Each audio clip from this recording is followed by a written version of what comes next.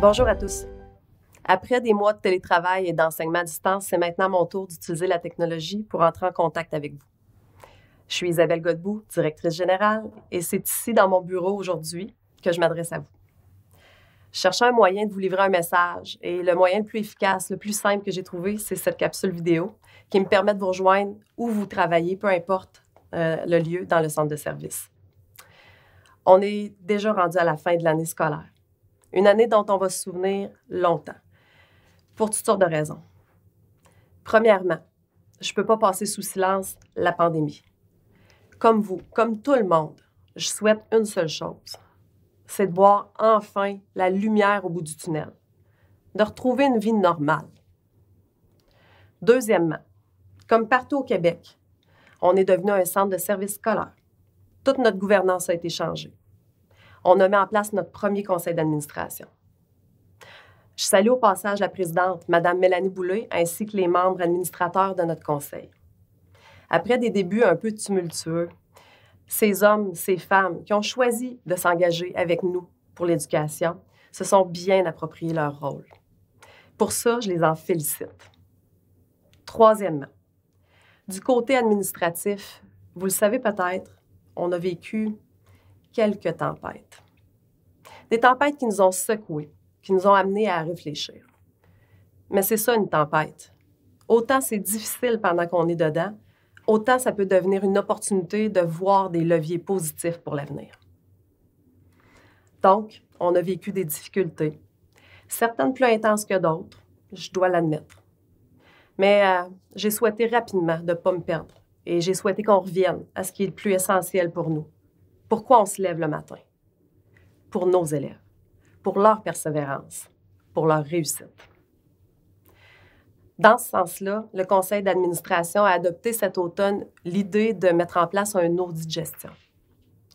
Le but, obtenir un portrait clair, à jour de nos forces, de nos faiblesses, mais particulièrement des enjeux liés à la réussite de nos élèves. Les résultats de cette analyse neutre, qui est objective, sont très clairs. Vous en avez probablement entendu parler. Vous ne serez pas surpris des constats qu'on a faits. Premièrement, malgré tout le travail qu'on a fait au cours des dernières années, de façon générale, on doit constater que la réussite de nos élèves demeure faible, autant au primaire qu'au secondaire.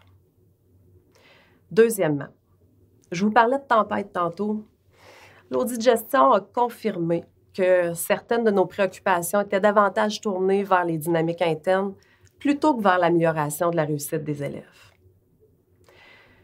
Troisièmement, sur le plan des pratiques de gestion, on a compris qu'on n'était probablement pas suffisamment axé sur le suivi des résultats de nos élèves, ni sur le dépistage des élèves vulnérables à tous les degrés. Que ça nous plaise ou non, le portrait qu'on a obtenu cet hiver reflète bien notre réalité. Maintenant, c'est dit, c'est partagé. Vous serez d'accord avec moi. On se doit collectivement de faire quelque chose de positif. On doit regarder en avant. On doit se mobiliser autrement pour nos élèves. Vous savez quoi? C'est possible. On peut y arriver ensemble. Je ne dis pas que ça va être facile. Transformer des façons de faire, c'est un défi. Mais ici, au centre de service du Lac-Abitibi, on travaille fort. On a des bonnes valeurs, on est solide, on est du bon monde, des gens de cœur. On est là pour les bonnes raisons. On a tout ce qu'il faut pour réussir. Ça, j'en suis certaine. J'en doute pas un instant.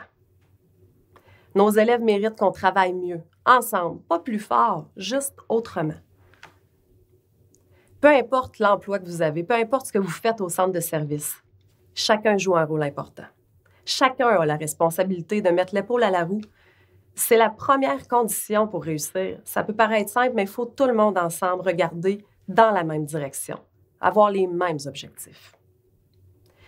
Je dirais qu'il y a un deuxième enjeu aussi. C'est celui d'y croire, d'avoir confiance, de se faire confiance mutuellement. Ce bout-là est essentiel pour la suite. Vous pouvez être certain d'une chose. Moi, j'ai profondément confiance en nous. On a donc une transformation à vivre, ensemble, pour faire réussir nos élèves plus, les faire réussir mieux. Au mois de septembre, un plan d'action va être en place dans tous nos milieux. Vous allez voir, ce n'est pas déconnecté. Ce plan-là est bien accroché à notre plan d'engagement vers la réussite. Entendez-moi bien, le but, ce n'est pas d'ajouter, c'est de faire autrement, être plus efficace pour nos élèves. Mon message aujourd'hui, c'est un message positif. Je dirais même que c'est un message rempli d'espoir. C'est ça que je voulais vous dire aujourd'hui. C'est ce message-là que je voulais porter. Je souhaitais vous partager cet espoir-là à quelques semaines de la fin de l'année. Soyez rassurés, je vais vous revenir avec plus de détails. D'ici là, je le sais, vous allez continuer de faire votre travail le mieux possible. Il nous reste quelques semaines avant la fin de l'année. Elles seront plutôt intenses encore.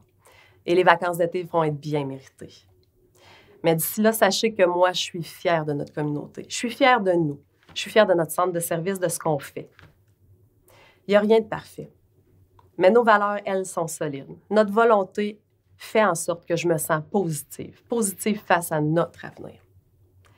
Je vous remercie de votre attention et au plaisir de vous croiser.